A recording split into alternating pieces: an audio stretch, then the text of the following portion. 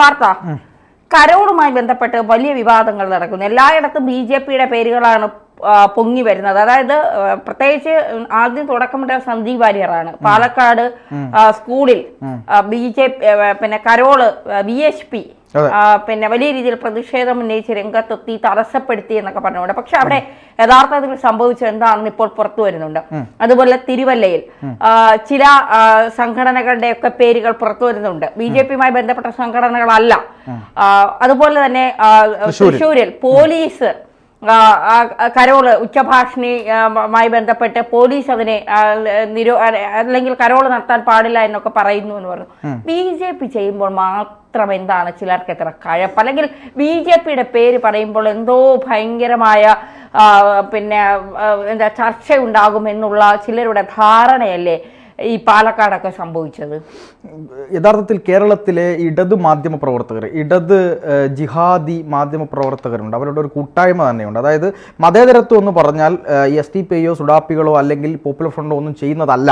അതൊക്കെ അവരെന്ത് ചെയ്താലും അതൊക്കെ മതേതരത്വമാണ്, അതൊക്കെ തള്ളിക്കളയേണ്ട, അത് നമ്മൾ മുഖവിലേക്ക് എടുക്കേണ്ട കാര്യമില്ല, അതൊന്നും ചർച്ചയാക്കിയേ ചെയ്യരുത്, അതൊക്കെ അവരുടെ അവകാശമാണെന്നും ഏതെങ്കിലും തരത്തിൽ RSSുമായോ BJPയുമായോ എന്തെങ്കിലും ഒരു ചെറിയ ബന്ധമുള്ള ആളുകളെയൊക്കെ ഉയർത്തിക്കാട്ടി ഇത് BJPയുടെ നയമാണ് എന്നൊക്കെ വരുത്തി തീർക്കാനുള്ള ശ്രമമാണ് നടക്കുന്നത്. BJPയെയാണ് പറയുന്നത് ഡയറക്റ്റ്.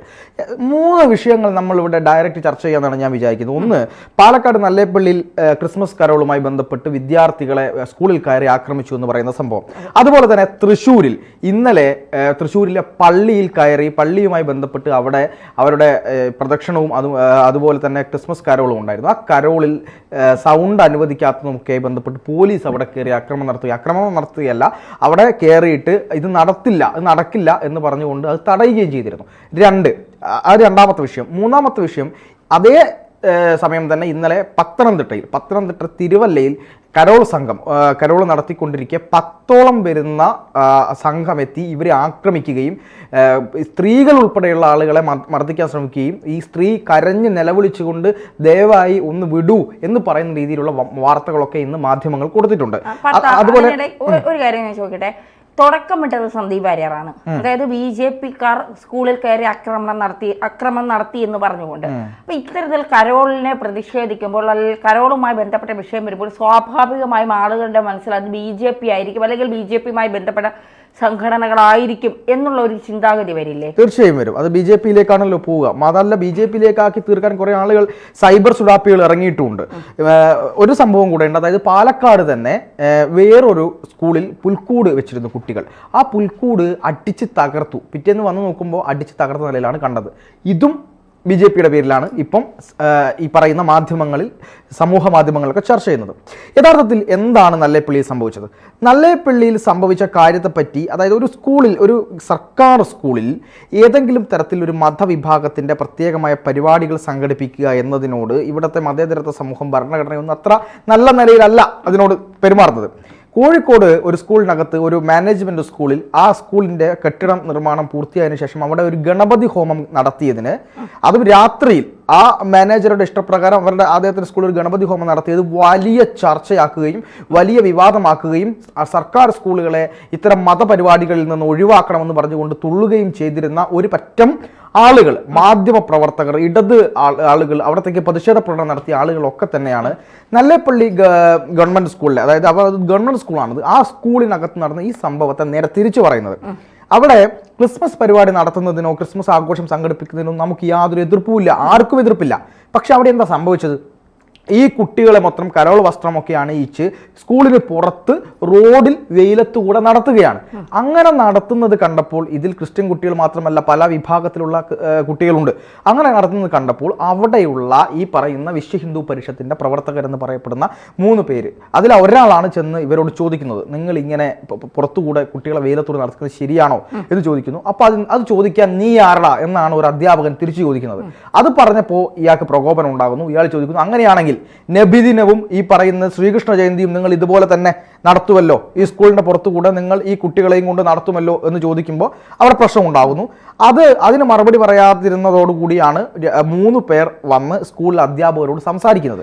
അങ്ങനെ സംസാരിച്ചപ്പോൾ അങ്ങോട്ടും ഇങ്ങോട്ടും തർക്കമാവുന്നു. തർക്കമായതിനു ശേഷം ഈ അധ്യാപകർ തന്നെ പറയുന്നത് ശരിയാണ്, ഒരു സർക്കാർ സ്കൂളിനകത്ത് കുട്ടികളെ പുറത്തേക്ക് കൊണ്ടുപോയി വെയിൽ കൊള്ളിച്ച് ഇത്തരം ഒരു കരോൾ പരിപാടി നടത്തേണ്ടതില്ലായിരുന്നു, ഞങ്ങൾ അത് സമ്മതിക്കുന്നു എന്ന് പറഞ്ഞ് സമാധാനത്തോടെ പിരിഞ്ഞ ഒരു ചർച്ച അത് കഴിഞ്ഞു. ആ വിഷയം അവിടെ അവസാനിച്ചു. അവർ ചോദിച്ച ചോദ്യം വളരെ പ്രസക്തമാണ്. അതായത് നബിദിനമോ അല്ലെങ്കിൽ ശ്രീകൃഷ്ണ ജയന്തി ഘോഷയാത്രയോ ഈ സ്കൂളിലെ കുട്ടികളെ വെച്ചുകൊണ്ട് റോഡിൽ കൂടി നടത്തുമോ? ഇതേ മാധ്യമങ്ങൾ എന്ത് പറയും? ഇതൊരു വലിയ ചോദ്യമല്ലേ, വലിയ ചോദ്യം തന്നെയാണ്. അപ്പോൾ അങ്ങനെ വന്നതിന് ശേഷം അവിടുത്തെ ഒരു ഇടതുപക്ഷ അനുഭാവ സംഘടനയിൽപ്പെട്ട ഒരു അധ്യാപകൻ അവിടുത്തെ PTA ആളുകളെ വിളിക്കുന്നു. ഇവരെല്ലാം വിളിച്ചുകൊണ്ട് ഇദ്ദേഹം വന്ന് കാര്യങ്ങൾ അറിഞ്ഞതിന് ശേഷം ഇദ്ദേഹമാണ് ഈ സംഭവത്തെ ഇത്രയ്ക്ക് വളച്ചൊടിച്ചത്. അതായത് സ്കൂളിന് പുറത്ത് കുട്ടികളെ കൊണ്ടുപോയി കരോൾ നടത്തി ഒരു മതപരിപാടി സംഘടിപ്പിച്ചതിനെതിരെ ചോദ്യം ചെയ്തപ്പോൾ നിങ്ങൾ നബിദിനവും ശ്രീകൃഷ്ണ ജയന്തിയും നടത്തുമോ ഇതുപോലെ നടത്തുമോ എന്ന് ചോദിച്ചതിനെ നിങ്ങൾ ശ്രീകൃഷ്ണ ജയന്തി നടത്തുമോ എന്ന് മാത്രമാക്കി പിന്നീട് അതിനെ നിങ്ങൾ ഇവിടെ ശ്രീകൃഷ്ണ ജയന്തി നടത്തിയാൽ മതി എന്ന് പറഞ്ഞു എന്ന രീതിയിലേക്ക് വരെ കൊണ്ടുചെന്നെത്തിച്ചു ഇവിടുത്തെ മാധ്യമങ്ങൾ. ഒന്നാമത്തത്, ഞാൻ ഇപ്പോഴും എനിക്ക് അതിനോടുള്ള അഭിപ്രായ വ്യത്യാസം എന്ന് പറയുന്നത്, ജിഹാദി വൽക്കരണത്തിൻ്റെ അങ്ങേ അറ്റത്തെത്തി നിൽക്കുന്ന ഒരു നാടാണ് നമ്മുടെ കേരളം എന്ന് പറയുന്നത്. എല്ലാ മേഖലയിലും, സർക്കാർ തലത്തിലും, മാധ്യമപ്രവർത്തകരുടെ ഇടയിലും, എല്ലാത്തിലും അങ്ങനെ നിൽക്കുന്ന ഒരു സമയത്ത് ഒരു BJP ക്രിസ്ത്യൻ ഐക്യം, ഹിന്ദു ക്രിസ്ത്യൻ ഐക്യം ഇങ്ങനെ ഉണ്ടായി വരുമ്പോൾ അതെങ്ങനെ തകർക്കാമെന്ന് തക്കം നോക്കി നിൽക്കുകയാണ്. അപ്പോൾ അതിനെ തകർക്കാൻ കിട്ടിയ ഒരു അവസരം വളരെ ഫലപ്രദമായി ഇവർ ഉപയോഗിക്കുന്നു എന്നുള്ളത് കൊണ്ട് ഇത്തരത്തിലുള്ള ചില സംഭവങ്ങളിൽ പ്രതികരിക്കാതിരിക്കുന്നതായിരുന്നു നല്ലത് എന്ന് എൻ്റെ വ്യക്തിപരമായ അഭിപ്രായം ഇന്നലെയും ഞാൻ പറഞ്ഞു, അത് ഇന്നും ഞാൻ ആവർത്തിക്കുന്നു. അതുകൊണ്ട് എന്തുകൊണ്ട് നിലപാട് മാറ്റിയെന്നൊന്നും ചോദിക്കേണ്ട കാര്യമില്ല. പക്ഷേ യഥാർത്ഥത്തിൽ സംഭവിച്ചത് ഇതാണ് നല്ലേപ്പള്ളി. പക്ഷെ പുറത്തു വന്നത് എന്താ? അവിടെ വലിയ ആക്രമണം നടക്കുന്നു, BJPയുമായി ബന്ധപ്പെട്ട ആളുകളാണ്, ഈ പറയുന്ന VHP ആണ്, വലിയ വിഷയം സംഭവിക്കുന്നു. അത് BJPയുടെ ഭാഗത്ത് നിന്ന് പറയുന്നതിനെ ആരും അംഗീകരിക്കുന്നില്ല. നിങ്ങൾക്ക് മതിയായല്ലോ, സുരേഷ് ഗോപിയെ തൃശ്ശൂരിൽ കൊണ്ടുവന്നല്ലോ, പിന്നെ കാസ എവിടെ എന്നൊക്കെ ചോദിച്ചുകൊണ്ടുള്ള പ്രതിഷേധമാണ്. പള്ളിയിലെ ഫാദർമാർ പോലും യഥാർത്ഥത്തിൽ ഇതെന്താണ് സംഭവിച്ചത് എന്ന് മനസ്സിലാക്കാനുള്ള, അല്ലെങ്കിൽ അവർ മനസ്സിലാക്കാൻ ശ്രമിക്കാതെ എന്താണ് ഈ പറയുന്ന അഭിപ്രായ പ്രകടനങ്ങൾ നടത്തുകയാണ്. രണ്ടാമത്തത്, തൃശ്ശൂരിൽ ഇന്നലെ ഒരു പള്ളിക്കകത്ത് കരോൾ നടത്തുന്നതിനിടെ അവിടെ പോലീസുകാരെ തടഞ്ഞപ്പോൾ പോലീസ് പറഞ്ഞതിൻ്റെ കാര്യം എന്ന് പറയുന്നത്, പള്ളിക്ക് പുറത്ത്, അതായത് പള്ളി കോമ്പൗണ്ടിൽ തന്നെ നിങ്ങൾ പരിപാടി നടത്തുമ്പോൾ സൗണ്ട് ഉപയോഗിക്കുന്നത് നിങ്ങൾ പെർമിഷൻ വാങ്ങണം, ഇല്ലെങ്കിൽ വലിയ പ്രശ്നമാണ് എന്ന് പറഞ്ഞുകൊണ്ടാണ് ഇത് തടഞ്ഞത്. യഥാർത്ഥത്തിൽ ക്രിസ്മസ് ആണ്, ഒരു വലിയ ആഘോഷമാണ്, മതപരമായ ചടങ്ങാണ്. ഇവിടെ പാർട്ടി പരിപാടികൾ നടത്തുമ്പോൾ, ചെറു പോക്കറ്റുകളിലും പലങ്ങളിലും പല പാർട്ടി പരിപാടികൾ നടത്തുമ്പോൾ എത്ര പേർ ഇതിന് മൈക്ക് പെർമിഷൻ എടുക്കാറുണ്ട്? എടുക്കാത്ത എത്രയോ ആളുകളുണ്ട്. അവിടെ ഒന്നും ഇടപെടാത്ത ഒരു പോലീസ് ഒരു ഉപദ്രവവും ആർക്കും ചെയ്യാതെ ഒരു പള്ളി കോമ്പൗണ്ടിൽ നിന്നുകൊണ്ട് ചെറിയൊരു സ്പീക്കറോ മറ്റോ വെച്ച് ഒരു പാട്ടിടുന്നതിനെ ഇത്ര ഭീകരമായി തടഞ്ഞ കരോളിൻ്റെ ആ ഒരു സാഹചര്യത്തെ മുഴുവൻ ഇല്ലാതാക്കി. എന്നിട്ട് സുരേഷ് ഗോപിയെ വിളിച്ചു, ഇവിടെയുള്ള ആളുകൾ സുരേഷ് ഗോപിയെ വിളിച്ചിട്ട് സുരേഷ് ഗോപി പറഞ്ഞു SIക്ക് ഫോൺ കൊടുക്കൂ എന്ന് പറഞ്ഞപ്പോൾ SI സംസാരിക്കാൻ തയ്യാറായില്ല. മനസ്സിലാക്കണം, SI സംസാരിക്കാൻ പോലും തയ്യാറായില്ല. എന്നിട്ട് അതിൻ്റെ അടിയിലും വന്നിട്ട് ഈ പറയുന്ന സംഘ പ്രവർത്തകരെ തെറിവിളിക്കുക, ഈ BJPയെ VHPയെ ഒക്കെ തെറിവിളിക്കുക. പോലീസ് VHP ആണോ? പോലീസ് ഇവിടുത്തെ ആഭ്യന്തര വകുപ്പ് ഭരിക്കുന്നത് BHP ആണോ? ഇവിടുത്തെ പ്രതിപക്ഷം BJP ആണോ? ഇവിടുത്തെ പ്രതിപക്ഷം കോൺഗ്രസ് ആണ്. ഇവിടുത്തെ ആഭ്യന്തരം ഭരിക്കുന്നത് CPM ആണ്. ഇവിടെ ഭരിച്ചുകൊണ്ടിരുന്നത് കോൺഗ്രസും CPM ആണ്. അതിനും BJPക്കും സുരേഷ് ഗോപിക്കും തെറി. സുരേഷ് ഗോപിയെ വലിയ നിലയ്ക്ക് സംസാരിക്കുന്നു. ഇത് എന്ത് നയമാണ് ഇവർ സ്വീകരിക്കുന്നത്? അതുപോലെ തന്നെ നമുക്ക് അവസാനിപ്പിക്കാനുള്ള സമയമായി.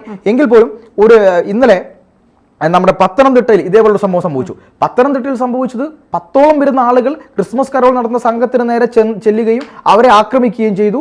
ആ സ്ത്രീ കരഞ്ഞു പറയുന്നുണ്ട് വിടാൻ വേണ്ടിയിട്ട്. അവരോട് പറയുമ്പോൾ അവർ പറയുന്നത് സാമൂഹ്യ വിരുദ്ധരായിട്ടുള്ള ആളുകളാണ് ആക്രമിച്ചത് എന്നാണ് മാധ്യമങ്ങൾ പറയുന്നത്. മാധ്യമങ്ങൾ വലിയ ബ്രേക്കിംഗ് ന്യൂസായി കൊടുത്തു. പിന്നീട് പ്രതികളുടെ പേരൊക്കെ ഇങ്ങനെ പുറത്തു വന്നു. 6 പേരെ പോലീസ് പൊക്കി. അവരുടെ രാഷ്ട്രീയം ചെയ്യാൻ പോയാൽ പണിയാകുമെന്നുള്ളത് കൊണ്ട് സാമൂഹ്യ വിരുദ്ധരായി. പെട്ടെന്ന് മനസ്സിലാക്കണം, ഇവരുടെ രാഷ്ട്രീയം എന്താ ചർച്ച ചെയ്യാത്തത്? ഇവരുടെ രാഷ്ട്രീയം ചർച്ച ചെയ്യണമെന്നേ. ഇവരുടെ രാഷ്ട്രീയം ഇവരെങ്ങനെ സാമൂഹ്യ വിരുദ്ധരായി? ഇവർ ഏത് പ്രസ്ഥാനത്തിലുള്ളവരായിരുന്നു? ചർച്ച ചെയ്യണ്ടേ? വേണം? അതില്ല, അത് മതേതരത്വ തടയലാണ്. അപ്പോൾ അത്രയ്ക്ക് ഉപദ്രവിച്ച ഈ പ്രശ്നങ്ങളെ പോലും ഇന്ന് മാധ്യമങ്ങൾ മെല്ലെ മെല്ലെ മുക്കിക്കൊണ്ടിരിക്കുക. ഇതൊക്കെ കൃത്യമായി ചോദ്യം ചെയ്യേണ്ടത് തന്നെയാണ്. ഇവിടെ ക്രിസ്ത്യൻ ഹിന്ദു ഐക്യത്തെ ഇല്ലാതാക്കാനുള്ള വൃത്തികെട്ട ശ്രമം ഇവിടുത്തെ മാധ്യമങ്ങൾ നടത്തുന്നുണ്ട്. അതുപോലെ തന്നെ പാലക്കാട് ഒരു സ്കൂളിൽ ഈ പുൽക്കൂട് അടിച്ചു തകർത്തു. കുട്ടികൾ സ്കൂളിൽ വെച്ച പുൽക്കൂടാണ്, അടിച്ചു തകർത്തു. അതിന്റെ പേരും BJPക്ക് പഴി. അന്വേഷണം നടക്കുന്നുണ്ട്, ആരാണെന്ന് അറിയില്ല. ആ ഭാഗത്ത് BJP ശക്തമല്ല. ഇവിടെയുള്ള ആ പ്രദേശത്ത് ആരാണുള്ളതെന്നും അവിടെ CCTV കാര്യങ്ങളൊക്കെ നോക്കി പ്രതികളെ പിടിക്കണം. എന്നിട്ട് മാത്രമേ ഈ കാര്യത്തിൽ അന്തിമ തീരുമാനം എത്താൻ പറ്റൂ. പക്ഷെ അതും BJPയുടെ പേരിൽ, തൃശ്ശൂരിൽ പോലീസ് നടത്തിയതും BJPയുടെ പേരിൽ. അങ്ങനെ സകലമാന പ്രശ്നങ്ങളും BJPയുടെ പേരിലാക്കി നിങ്ങൾക്ക് മതിയായില്ലേ ജയ് ശ്രീറാം എന്നൊക്കെ പറഞ്ഞ് ഈ വരുന്ന വാർത്തകൾക്കടിയിൽ പോയി സുഡാപ്പികൾ കമന്റ് ഇടുന്നു. ഇത് കാണുമ്പോൾ നിർബന്ധമായും BJP ആണ്, RSS ആണ് എന്ന് വിചാരിക്കുമല്ലോ. ഇത്തരം കാര്യങ്ങൾ തിരിച്ചറിയുക തന്നെ വേണം. ഒരു സംശയവും അക്കാര്യത്തിലില്ല. തോന്നിവാസങ്ങൾ, അതായത് പറയുന്ന തെറ്റ് ചെയ്തെങ്കിൽ അത് പറയാം, പക്ഷെ ഇത്തരം നിലപാടുകളെടുത്ത് ഒരവസരം കാത്തു നിൽക്കുകയാണ്. പെട്ടെന്നാണ് ഇവർ മുനമ്പം മറന്നത്, പെട്ടെന്നാണ് വഖഫ് മറന്നത്, പെട്ടെന്നാണ് ഈ പറയുന്ന പോലെ ഹഗിയ സോഫിയയും ഈ പറയുന്ന എല്ലാ സുഡാപ്പിവൽക്കരണവും എല്ലാം മറന്നുകൊണ്ട് ഒരു തീരുമാനത്തിലേക്ക് ഇവർ പോയത്. എന്തായാലും അത്ര നല്ല പ്രവണതയല്ല.